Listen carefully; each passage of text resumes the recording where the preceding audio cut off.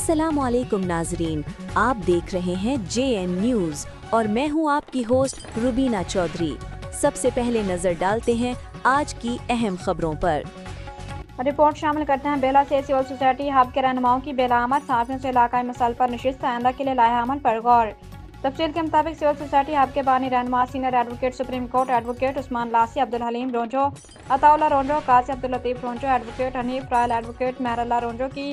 बेला आमद इतवार के रोज मकामी रेस्ट हाउस में मकामी सहाफ़ियों यूसुफ राही, नवाज अमीन रोंजो, सरदार रहीम रोंजो, इकबाल कमर, रऊफ कादिर रोंजो, तुफैल गुलाब रोंजो से मुलाकात की। इस मौके पर एडवोकेट उस्मान लासी ने सहाफ़ियों से बातचीत करते हुए सिविल सोसाइटी के मकासद और इलाकाई मसाइल के हल के लिए किए गए इकदाम और कारकर्दगी पर तफसीली रोशनी डाली और कहा कि सिविल सोसाइटी हब सियासी बुनियादों से हटकर खालिस्तान इदारों की बेहतरी और अवामी इज्तिमाई मसाइल के हल के लिए जदोजहद जारी रखे हुए है और जारी रखेगी। इस मौके पर बेला में जराइम की बढ़ती हुई शरह और जंगलात की बेदरीक कटाई, लाश बेला में बेरोजगारी समेत दीगर मसाइल पर तशवीश का इजहार किया गया और इस बात पर इत्तफाक किया गया